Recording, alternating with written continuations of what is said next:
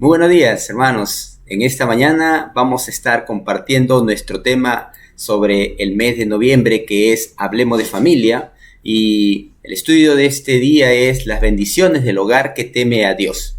Y esto está basado en el Salmo 128. Dice así la palabra del Señor: Bienaventurado todo aquel que teme a Jehová, que ande en sus caminos. Cuando comieres el trabajo de tus manos, bienaventurado serás, y te irá bien. Tu mujer será como vid que lleva fruto a los lados de tu casa, tus hijos como plantas de olivo alrededor de tu mesa. He aquí, así será bendecido el hombre que teme a Jehová. Bendígate Jehová desde Sión, y veas el bien de Jerusalén todos los días de tu vida, y veas a los hijos de tus hijos, paz sea sobre Jerusalén. Este salmo, siguiendo la secuencia del domingo pasado, este salmo también nos habla algunos principios acerca de la familia. Es más, nos va a presentar las bendiciones que Dios tiene para tu hogar, para tu vida. De modo de que sería bueno que pongamos atención a estos principios que vamos a compartir en esta mañana. Este texto comienza diciendo: Bienaventurado todo aquel que teme a Jehová. Este salmo es un salmo a lo que se le denomina salmo gradual. Este salmo gradual es el salmo en que los peregrinos, aquellos hombres y mujeres que se dirigían a adorar a Dios allá en el templo de Jerusalén en Israel, en el camino, cuando subían las gradas hacia el templo, lo cantaban. De modo de que este salmo está dentro de los que se denomina salmo gradual o salmo de las gradas, que eran alabanzas que motivaban a la familia a poder entender más la palabra de Dios, a poder entender más lo que estaban haciendo al ir a adorar a Jerusalén. Ahora, cuando empieza este salmo diciendo bienaventurado todo aquel que teme a Jehová, está expresando el propósito de esta verdad que vamos a aprender en esta mañana. En la versión Palabra de Dios para Todos dice: feliz tú que honras al Señor y le eres obediente. La versión Palabra de Dios para Todos dice: afortunado todo el que respeta al Señor, todo el que sigue el camino de Dios. La versión, la traducción lenguaje actual dice: Dios bendice a todos los que lo obedecen y siguen sus enseñanzas. Qué importante es poder ver cómo es que el salmista, al colocar esto, está colocando que aquella persona que va a temer a Dios va a recibir bendiciones que otra persona no lo va a experimentar y no lo va a ver. Por eso es que las diferentes versiones, dice feliz tú, afortunado, o está expresando, ¿no es cierto?, que esta palabra bienaventurado está hablando de una demostración de alegría como consecuencia de obedecer a Dios. Como bien dije al principio, estos salmos que están denominados en salmos graduales aparentemente tenían alabanza. Y estos eran salmos que durante los tiempos del templo los sacerdotes los cantaban, dice, mientras ascendían hacia adorar en el templo de Jerusalén. Algo parecido de este dibujo que ustedes tienen aquí en la pantalla es que los hombres y mujeres que iban a adorar, iban a ofrecer sus sacrificios, que lo hacían 3 veces al año, cantaban. De modo de que este era algo que todos los judíos lo sabían de memoria. Y es interesante que podamos comprender esto, ya que cuando nosotros vemos el templo de Jerusalén estaba ubicado en lo que se denomina Monte de Sión.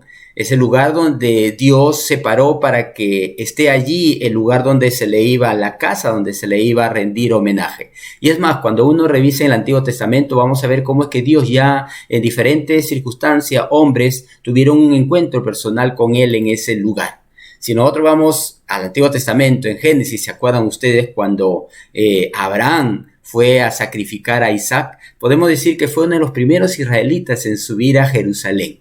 Dios aquí le dijo que sacrificara a su hijo Isaac en el preciso lugar donde más adelante, en el futuro, iba a ser construido el templo. Es aquí donde Dios le dice, Dios proveerá, ¿no? Donde Dios le dice a él de que vaya y sacrifique a su hijo. Sin embargo, cuando Isaac le pregunta a Abraham: papá, ¿dónde está el cordero que vamos a sacrificar? Él le dice: hijo, Dios va a proveer. Porque al parecer Abraham e Isaac subían a adorar ahí, y para Isaac era normal que su papá vaya a adorar con él con un cordero, con un animalito para sacrificar, y como vio que en esa ocasión no llevaba, hizo la pregunta. Y en este diseño, este dibujo que ustedes ven acá, ustedes pueden ver con claridad cómo es que ahí, escondido entre la maleza, Dios tenía ya el que iba a reemplazar a ese sacrificio que en un futuro iba a ser el sacrificio del Cordero de Dios que quita el pecado del mundo. Está en este círculo, quizá no se vea, ¿no? El pintor lo ha hecho de una manera que Abraham en un principio no lo veía, pero ahí estaba la provisión de Dios. Mirándolo más de cerca podemos notar de que sí, esta era la manera en que estaba ahí escondido este pequeño animalito que iba a ser al final el producto del sacrificio. También en Génesis nos habla de que Jacob en este lugar, él tuvo una visión de Dios. Él vio a los ángeles subir y bajar. Y fue precisamente en este lugar donde se iba a construir el templo de Jerusalén a futuro, ¿no? Recuerdan que en Génesis 28:17 él va a decir cuán imponente es este lugar. Esto no es más que la casa de Dios y esta es la puerta del cielo. De modo de que cuando uno mira al pueblo de Israel subiendo y cantando los salmos graduales, uno está viendo a este pueblo que tenía como mucha importancia esta parte de Israel. Y por eso que Dios desde el Antiguo Testamento ya había ordenado que los hombres y mujeres vayan a adorar a Dios. Es más, cuando nosotros revisamos en la vida de David también, de pronto él hace un censo en Israel y se da cuenta de que ha cometido un error. De modo que él le pide perdón a Dios y Dios le da 3 alternativas, ¿no? Y entre esas alternativas está que venga una peste destructora. Y ocurrió eso, vino una peste destructora y dice que cuando el ángel estaba enviando la muerte, estaba matando a mucha gente, Dios tiene misericordia y la muerte para cerca del terreno de Aurana, ¿no? Aurana. De modo de que allí en ese lugar David va y dice, este lugar es representativo, así que voy a comprar esta parte para poder acá construir algo para el Señor, para construir un altar para Dios.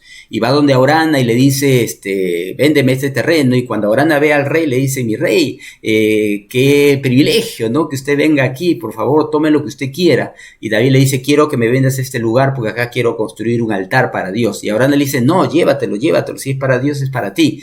Y David le dice esa frase tan conocida, yo no voy a hacer nada que no me cueste. Si yo voy a adorar a Dios me tiene que costar, así que dime el precio, y David lo pagó. Y allí David levanta un altar, quema sacrificios, quema holocaustos de paz, y fue precisamente en ese lugar donde se levantó el templo de Jerusalén, donde Salomón levantó el templo de Jerusalén. De modo de que este canto gradual de las subidas hacia el templo era algo que Dios había estado trabajando a lo largo de la historia. Es más, Jesús también cumplía esto, y él hacía esto como todo niño judío, ¿no es cierto? Y recuerdan ustedes cuando su mamá lo encontró en el templo discutiendo con los doctores de la ley, porque era un año más de las costumbres que ellos como judíos tenían que ir y presentar su adoración ante Dios. ¿Y cómo sabemos esto? En Deuteronomio 16:16 dice, 3 veces al año se presentarán todos tus varones delante del Señor. 3 veces al año se presentarán todos tus varones delante del Señor tu Dios en el lugar que Él escoja. En la fiesta de los panes sin levadura, en la fiesta de las semanas y en la fiesta de los tabernáculos. Y no se presentarán con las manos vacías delante del Señor. De modo de que esta era una orden de Dios. Entonces, cuando nosotros vemos que este salmo comienza diciendo, bienaventurado todo aquel que teme a Jehová, está expresando que la persona que teme a Jehová va a manifestar obediencia, a su palabra, y esta obediencia a su palabra demuestra temor. De modo de que lo primero que aprendían los niños, la familia, al momento de subir a adorar, cuando cantaban este Salmo 128, estaba diciendo: feliz el hombre que es obediente, feliz el hombre que cumple lo que Dios ya hace mucho tiempo ha dicho que nosotros vengamos a adorar, vengamos a presentar nuestra ofrenda, y era parte de el enseñar a su familia, el enseñar a los niños. Por eso que seguidamente este Salmo dice: bienaventurado aquel que anda en sus caminos, ¿no? Bienaventurado el que teme al Señor y que anda en sus caminos. Y qué interesante es que Spurgeon, cuando describe este pasaje, él lo dice de esta manera: es inútil hablar de temer al Señor si actuamos como aquellos a quienes no les importa si hay Dios o no hay Dios. De ahí donde esta palabra temor, ¿no? Esta palabra que estamos viendo que expresa y comienza este salmo: bienaventurado todo aquel que teme a Jehová. Esta palabra temor no está hablando de miedo, de pánico. Esta palabra temor está hablando de reverencia, de respeto. Entonces el salmista está diciendo: el que respeta a Dios le va a obedecer. Y el que le va a obedecer va a andar en sus caminos, no va a hacer cualquier cosa con su vida. Y por eso que Spurgeon hablaba de que si tú dices temer a Dios y vives como que si no creyeras en Él, pues no estás andando en el temor de Dios. Por eso él sigue diciendo: los caminos de Dios serán nuestros caminos. Si le tenemos una sincera reverencia, si el corazón está unido a Dios, los pies le seguirán con perseverancia. Qué bonito es este comentario de Spurgeon, cuando él dice que si tú realmente tienes temor de Dios, tus pies van a seguir eso. Tus pies van a dirigirse a su camino, vas a averiguar qué es el propósito de Dios para tu vida, vas a averiguar cuáles son los caminos que agradan a Dios, y esto lo encontramos en la Escritura. Y como consecuencia de eso, tú vas a evidenciar temor de Dios. Es más, en el Nuevo Testamento ya el apóstol Juan habla de que el que dice que permanece en él debe andar como él anduvo, ¿cierto? Entonces, este salmo empieza con una gran introducción hablando de que las bendiciones de Dios van a venir aquella o aquellos que forman un hogar, pero primero tienen que manifestar temor de Dios. Y el temor de Dios se evidencia a través de la obediencia. Tú no puedes decir que temes a Dios y no le obedeces, ¿no es cierto? Entonces, como primer punto que vemos acerca de las bendiciones, que Dios teme a Dios, este salmo dirige su atención primero a las bendiciones para el esposo. Qué interesantes. Este salmo dirige, si tú realmente tienes temor de Dios, tú como esposo vas a evidenciar esto, ¿no? Y dice así: cuando comieres el trabajo de tus manos, bienaventurado serás y te irá bien.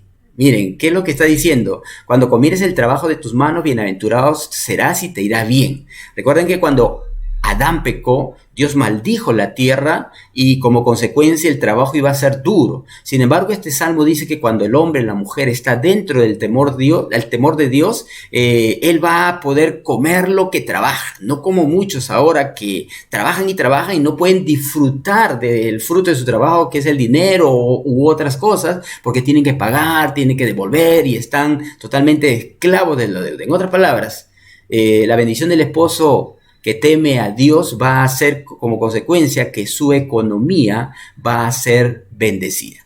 ¿No te gustaría tú estar fuera de deudas?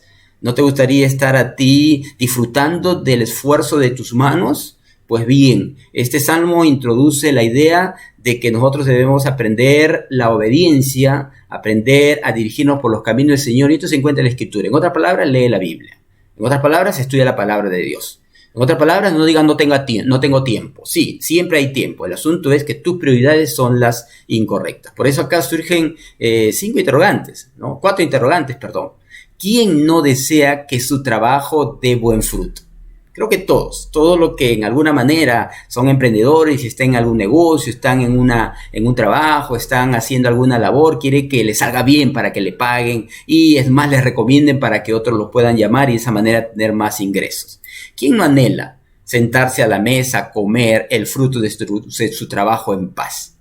¿Cierto? Es la idea de disfrutar lo que tú tienes y no que ni bien ganes, tú empieces a pagar todas tus deudas y no te queda absolutamente nada. Por eso el Salmo dice: feliz el hombre que teme a Jehová. Él va a disfrutar de su esfuerzo y no va a estar de deuda en deuda, de esclavitud en esclavitud, sino él va a darse cuenta que cuando él empieza a reordenar sus caminos, va a haber algo que va a traer bendición a sus vidas. ¿Quién no desea acostarse en armonía con su pareja, no? ¿Quién no se goza mirando a sus hijos dormir tranquilos, seguros y confiados? Definitivamente todos. Todos queremos que nos vaya bien, todos queremos que la situación de nuestra vida pueda encaminarse a bien. Es más, cuando nosotros leemos Deuteronomio 28, donde están las maldiciones y las bendiciones, Deuteronomio dice, el fruto de tu tierra y de todo tu trabajo comerá pueblo que no conociste, y no serás sino oprimido y quebrantado todos los días. Está viendo que aquel que no obedece a Dios, aquel que no sigue su camino, dice que todo tu trabajo se lo va a comer otro. Y no es así. Todo tu esfuerzo, todo tu trabajo, ¿quién se lo come? ¿Quién se lo lleva? Aquel a quien tú estás endeudado, a quien que tú estás esclavo de la deuda. ¿Y para esto qué hay que hacer? Para esto hay que aprender a hacer un presupuesto. El presupuesto es una manera sabia y útil para manejar nuestro dinero. El presupuesto sirve para que los negocios sepan en dónde están, qué necesitan cumplir y en qué necesitan cambiar para mejorar su situación económica. Es decir, muchos hogares manejan su dinero pero no tienen presupuesto. Es decir, no han ordenado qué es lo que sale, qué es lo que entra. Un presupuesto no es más que un plan para ahorrar y gastar dinero. Incluye cómo entra tu dinero, cuánta cantidad tú tienes que esperar y de manera cuáles son los gastos que tú tienes que hacer durante el mes. Por eso Proverbios 21:5 dice, los pensamientos del diligente ciertamente tienden a la abundancia, mas todo el que se apresura alocadamente de cierto va a la pobreza. Miren, qué interesante es esto. Esto está describiendo a una persona que simplemente realiza una compra sin ningún plan y sin pensar en las consecuencias. Es decir, recibe su dinero y lo gasta inmediatamente y todo se le va. No planifica, no piensa, se emociona y compra y de pronto ya no tiene dinero. Por eso, qué importante es que el hombre bendecido por Dios aprenda a hacer un presupuesto en familia. En familia, júntate con tu esposa y planifica todos tus gastos, todos tus ingresos, todos tus gastos. Y al ver eso, tú vas a darte cuenta, ¿no es cierto?, qué es lo que tú en tu hogar estás gastando. Por eso, realiza una lista de todos tus gastos. De modo de que eso va a hacerte ver la realidad. Y ahí vas a ir al tercer punto, que es establezca prioridades en sus necesidades. Es decir, ve tu presupuesto y comienza a separar este para tal. En primer lugar vamos a pagar esto y con lo que queda, ahí comienza tú a hacer tus gastos personales y particulares. Y algo importante, cuando uno va a hacer un presupuesto, uno tiene que aprender a decir no. No tiene que aprender a decir no.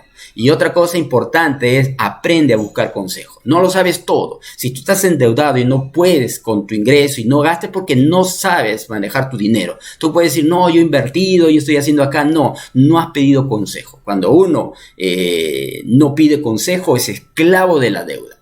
Por eso dice, los pensamientos del diligente ciertamente tienden a la abundancia, mas todo el que se apresura alocadamente de cierto va a la pobreza. Y Proverbios 15:22 dice, los pensamientos son frustrados donde no hay consejo, mas en la multitud de consejeros se afirma. Qué importante es esto. Es decir, haz un presupuesto. Lo otro que tenemos que hacer es pagar tu deuda. Paga tu deuda. Es decir, no simplemente, la Biblia no prohíbe el hecho de endeudarse, pero hay deudas que realmente te esclavizan y hacen de que tú ya no respires y no tengas tiempo ni para leer tu Biblia. El Salmo 37:21 dice, el impío toma prestado y no paga, mas el justo tiene misericordia y da. De modo que si tenemos una deuda, debemos encontrar una forma de pagarla. Incluso si eso significa hacer arreglos especiales en pago con el acreedor. Es decir, tú tienes esa deuda y no puedes pagar, ve y habla, no te escondas, no cierres la puerta, no digas no estoy. Ve y habla y arregla. Jesús lo presenta de esta manera. Ponte de acuerdo con tu adversario pronto, entre tanto que estás con él en el camino. No sea que el adversario te entregue al juez y el juez al alguacil y seas echado en la cárcel. De modo que a nosotros los esposos nos habla de que el temor, el hecho de tener un hogar bendecido, tiene que ver con el hecho de manejar bien la economía. Luego viene como segundo punto, la bendición para la esposa.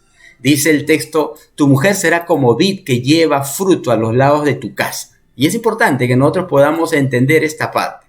¿no? La vid antiguamente estaba en el patio de las casas de los judíos y ahí ellos lo colocaban porque eso hacía sombra, hacía protección. Los niños podían jugar ahí porque el sol pues en Israel era muy fuerte. Entonces está haciendo alusión de que la mujer va a proteger a la familia, va a estar como esa persona que vigila a sus niños. Está hablando, claro, en el contexto judío, ¿no? Sin embargo, esta forma de expresión que está usando el Salmo está hablando que así como el hombre tiene que cumplir esta forma de conducirse para que haya bendición, la mujer también va a ser como una vid, dice, que lleva fruto a lo largo de tu casa, ¿no? Y cuando habla de fruto está hablando pues de los hijos, está hablando de lo que va a venir. Esto no significa de que si alguien no tiene hijos no va a ser una mujer que está protegiendo, no, pero habla de que la planta arroja sombra, provee decoración, ¿no es cierto? El fruto es delicioso, de modo de que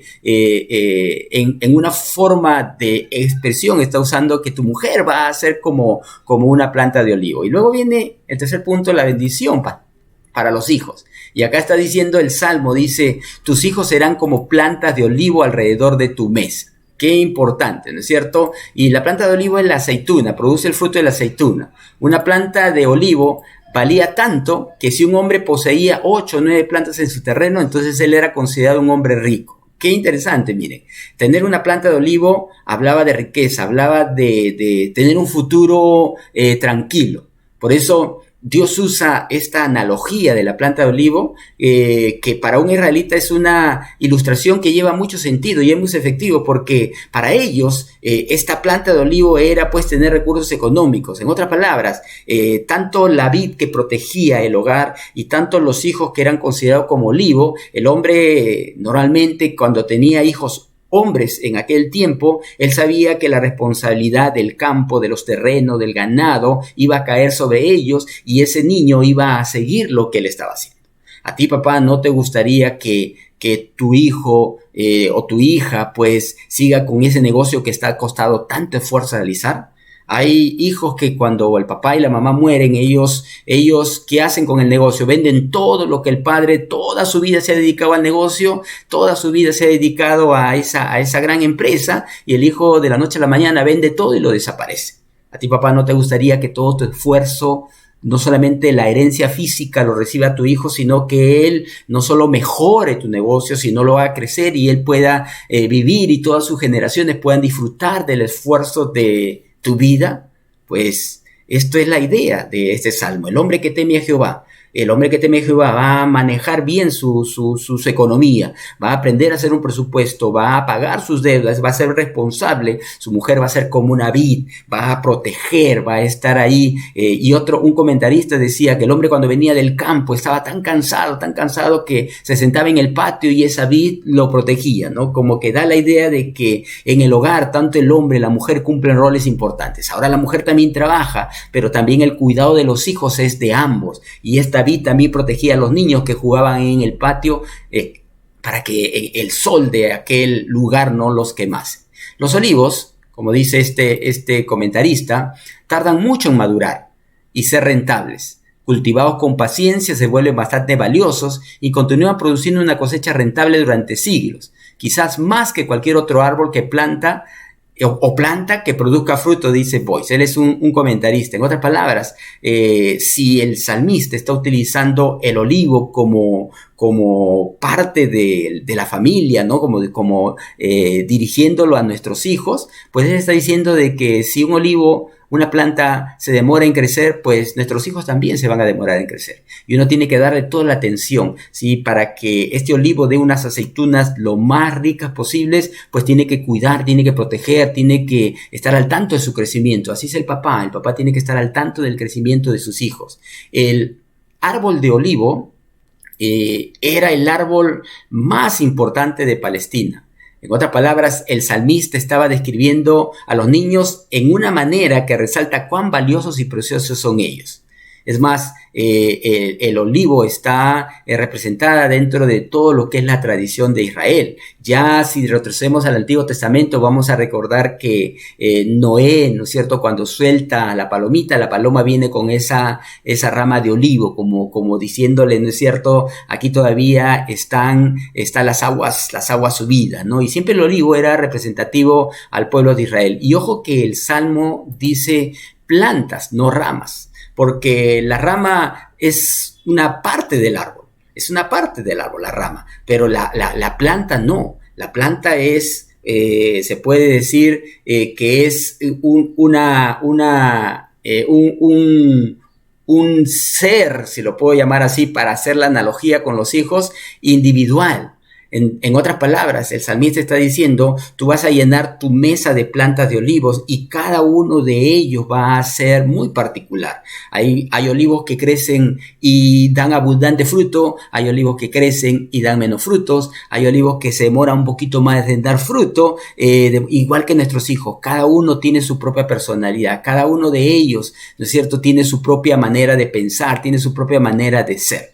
Por eso el olivo es un símbolo de fuerza, de permanencia. Los hijos en la cultura judía eran símbolo de fuerza en el hogar y de la permanencia. Entonces lo que está diciendo el salmista es, el hombre que teme al Señor. Este hombre va a andar en los caminos del Señor. Él va a ser bendecido porque va a tener la capacidad de hacer un presupuesto, va a tener la capacidad de pagar sus deudas, va a ser un hombre responsable. Su mujer también va a contribuir a todo ese hogar para que ella, pues, como esa vid pueda cumplir ese papel de protector y de cuidado. ¿Quién mejor que una madre para cuidar a un hijo?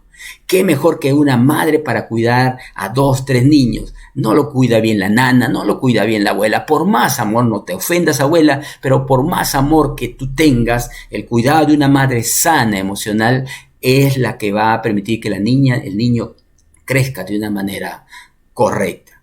Sin embargo, también este salmo, ¿no es cierto?, no se queda ahí, sino también dice que tus hijos van a ser bendecidos. Ahora, el Salmo 144 dice que nuestros hijos sean como árboles fuertes en su juventud, que nuestras hijas sean como columnas labradas que adornan un palacio.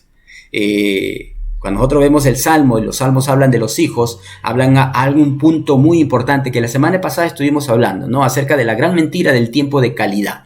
Pues no existe tiempo de calidad. Eso se ha inventado para tranquilizar la conciencia de los padres y la madre que se han separado y que están tan ocupados en el negocio que no tienen tiempo para los hijos y han inventado la frase tiempo de calidad y se autoengañan. No, pasé media horita de calidad. Eso no es verdad. El hijo no quiere calidad, el hijo quiere tiempo. Y cuando el salmista está hablando de que los hijos son como plantas de olivo, está hablando de que tú tienes que dedicarle tiempo. Y esto no es tarea de la madre, es tarea del papá y de la mamá. En otras palabras, lo que está diciendo es que nosotros debemos aprender a pasar tiempo en familia.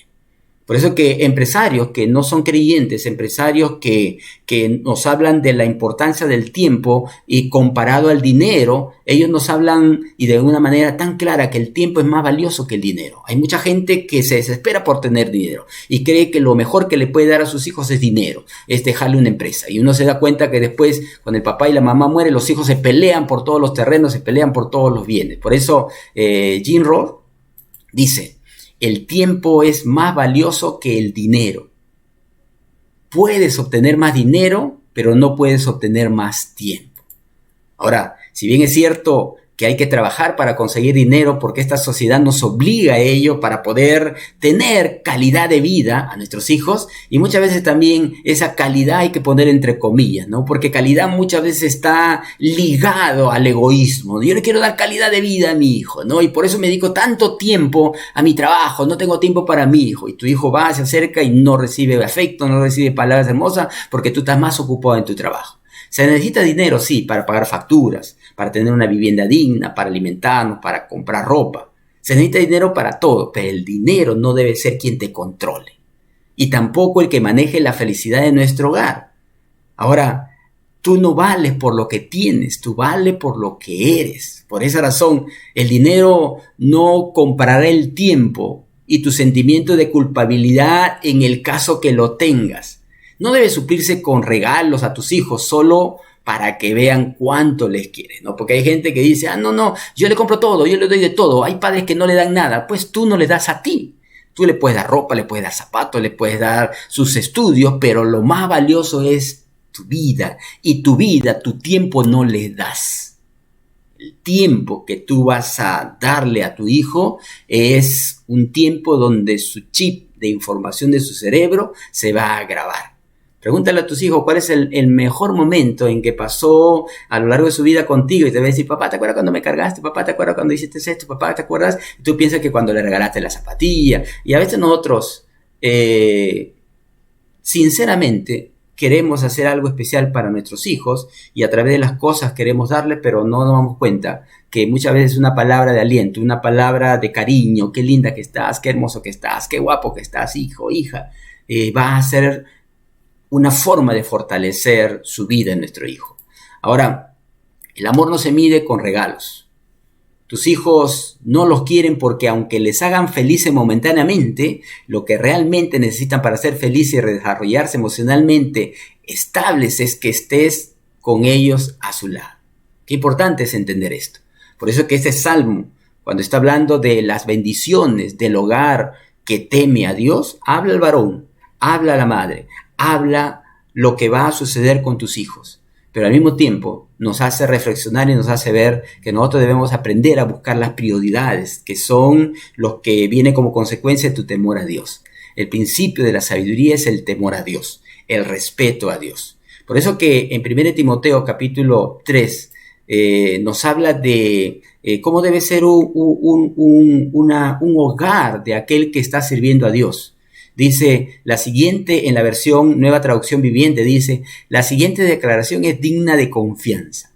Si alguno aspira a ocupar el cargo de anciano en la iglesia, o sea, de líder, de servidor, desea una posición honorable. Es un buen deseo. Por esta razón, un anciano debe ser un hombre que lleve una vida intachable. Mira, debe serle fiel a su esposa. Debe tener control propio, vivir sabiamente y tener buena reputación. Con agrado debe recibir visitas y huéspedes en su casa. También debe tener la capacidad de enseñar. No debe emborracharse ni ser violento. Debe ser amable. No debe buscar pleitos ni amar al dinero. Debe dirigir bien su propia familia y que sus hijos lo respeten y lo obedezcan. Pues si un hombre no puede dirigir a los de su propia casa, ¿cómo podrá cuidar la iglesia de Dios? Mira, mi hermano, acá lo que está hablando es lo que este salmo nos ha descrito. Es decir, lo primero que debes cuidar es tu integridad personal. Tú tienes que ver realmente si tú estás caminando en los caminos del Señor. El principio de la sabiduría es el temor de Dios. Por eso muchos hogares fracasan, porque dejan a un lado a Dios. La semana pasada hablamos de que si Jehová no edifica la casa, en vano trabajan los que le edifican. Y tú puedes decir, a mí no me interesa a Dios. Bueno, pues es tu vida, es tu familia. Estamos hablando acá a aquellos que realmente quieren que sus familias sean bendecidas. Y hay una gran diferencia entre bendición y prosperidad. La prosperidad lo tiene hasta el narcotraficante, hasta el criminal que tiene mucho dinero. Él puede comprarse lo que quiera y hay mucha gente que enfoca prosperidad en base a los bienes que le rodean. Y la prosperidad lo tiene cualquiera. Hasta criminales, hasta los políticos corruptos tienen grandes casas y tienen diferentes lugares ¿no es cierto?, donde uno dice, ¿cómo me gustaría tener eso? Porque eso es prosperidad. Y la prosperidad viene como consecuencia de tener dinero. Pero la bendición no. La bendición es la capacidad de entender para qué Dios te dio lo que te dio. Hay mucha gente que se siente más completa en la medida que tiene más cosas. Sin embargo, la bendición viene como consecuencia de que tú entiendes para qué Dios te dio lo que te dio, para qué Dios te dio la casa, para qué Dios te dio el negocio, para qué Dios te dio. Esa capacidad no la tiene cualquiera. De modo de que este hombre que está presentando aquí, esta familia que está presentando aquí, está hablando de la integridad personal. Primero es tu integridad personal. Inmediatamente después, tu esposa. Inmediatamente después, tu familia. Entonces, como consecuencia de entender este principio, nosotros vamos a darnos cuenta que va a venir bendición para el futuro. Dice el versículo 4, he aquí, así será bendecido el hombre que teme a Jehová. Bendígate Jehová desde Sión, y veas el bien de Jerusalén todos los días de tu vida, y veas a los hijos de tus hijos, paz sea sobre Israel. Qué interesante. Esto nos está diciendo que tus generaciones aún disfrutarán el fruto de tu bendición. Hermano, la decisión que tú tomes hoy va a traer como consecuencia la bendición de tus hijos y de los hijos de tus hijos. No sé si tú te acuerdas el nombre. El martes hablamos esto con varones. Estamos hablando de familia. ¿Tú te acuerdas el nombre de tu abuelo? A ver, haz memoria y piensa en el nombre de tu abuelo de parte de mamá. O de tus abuelos de parte de mamá. De tus abuelos de parte de papá. Sí, algunos sí se acuerdan. ¿Tú te acuerdas el nombre del papá de tu abuelo de parte de mamá y de parte de tu papá? ¿Te acuerdas el nombre de tu bisabuelo? Por ahí ya como que ya no entra la razón. ¿Y tú te acuerdas del nombre de tu tatarabuelo? Quizá ya no. Y sabes una cosa, mi hermano. Quizá tus hijos te recuerdan. Quizá tus nietos te recuerdan. Pero tus taranietos no van a saber ni quién eres, ni todo lo que tú has hecho. Y este salmo está diciendo de que tus generaciones aún disfrutarán del fruto de tu bendición. Tus generaciones dirán, esto lo hizo el abuelo tal. Esto lo hizo tal persona. Es interesante que en Nueva York se hizo un estudio de dos familias y todos sus descendientes. Una de un borracho llamado MacDuck con 1026 familiares.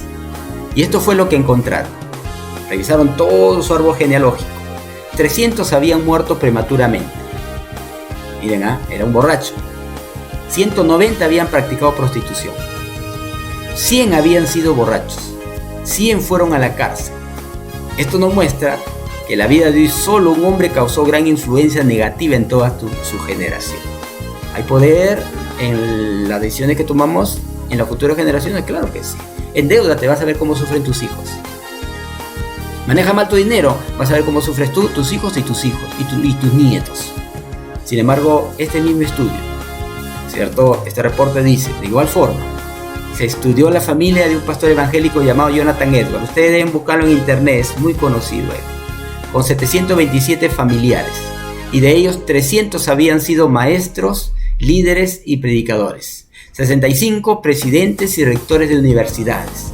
3 diputados al Congreso de los Estados Unidos y un vicepresidente en ese mismo país. ¿Sabes qué, mi hermano? El salmista, sí, tenía razón al poder escribir este salmo gradual, que era el salmo que cantaban todos aquellos que iban a adorar a Dios a Jerusalén. En el camino iban cantando y se les iba quedando en la mente de que el hombre debía temer a Dios y como consecuencia de eso, él debería obedecer la palabra de Dios. Y al obedecer la palabra de Dios, él iba a tener la capacidad de administrar sus finanzas, hacer un presupuesto. El que no hace un presupuesto es un fracasado, porque no sabe lo que tiene y no sabe cómo gastar lo que tiene. Y también un hombre responsable, porque paga sus compromisos, paga la luz a tiempo. Tú tienes, no sabes, te puedo enseñar en Excel. Aquí en nuestra casa tenemos todos los a quienes nosotros pagamos mes a mes. Está el agua, está la luz, está el internet, está el gas, está todo lo que nosotros gastamos. Ahí lo tengo. Y mes a mes sé qué mes he pagado y qué mes está en blanco. El casillero en blanco, sé que ese mes todavía falta pagar. Estoy entrando a ver cuándo se vence. ¿Por qué? Porque aún en eso tenemos que aprender. Cuando tú no pagas tu deuda, la empresa no te perdona, te va a cobrar. Tú dices, pero 50 céntimos, ¿cierto? 50 céntimos. Luego al siguiente día es un sol. Luego pasa un día más, un sol 50. Y de pronto te vas a dar cuenta de que ese sol 50 bien pudiste comprar algo que iba a ser de bendición para tu hogar. Paga tus deudas a tiempo.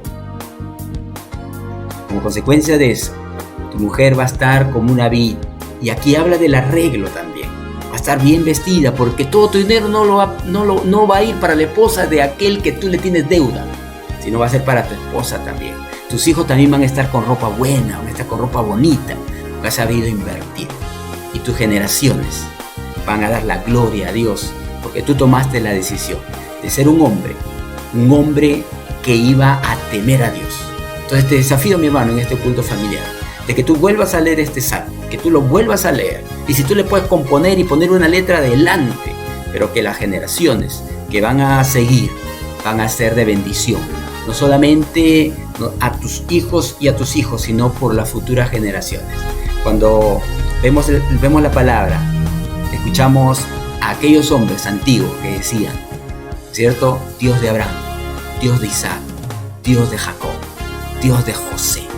Y ahí comenzamos nosotros a ver de que Dios, por supuesto, no es heredable, pero sí es transmisible de generación en generación. Por eso Pablo habla de Timoteo, que su fe estuvo en su abuela, luego en su madre, luego en él, y de seguro si por ahí Timoteo se casó, sus hijos también iban a seguir. Pues mi hermano, quieres tener un hogar bendecido, pues tú primero tienes que temer a Dios. Oramos y le decimos al Señor, Señor, yo quiero que tu temor esté en mi corazón. Oramos. Padre, en el nombre de Jesús, te pedimos, Señor, de que tu gracia pueda sostener en esta mañana y esta verdad lo podamos volver a repasar y podamos poner en práctica en nuestra vida. Te entregamos este tiempo a ti, Señor, y permite, Señor, ser testigos de las futuras generaciones que nos van a seguir. Y si no es así, que nuestro legado quede, nuestro legado sea el temor de Dios para la futura generación. Gracias, Padre, en el nombre de Jesús. Amén y amén. Dios te bendiga, mi hermano. Dios te bendiga.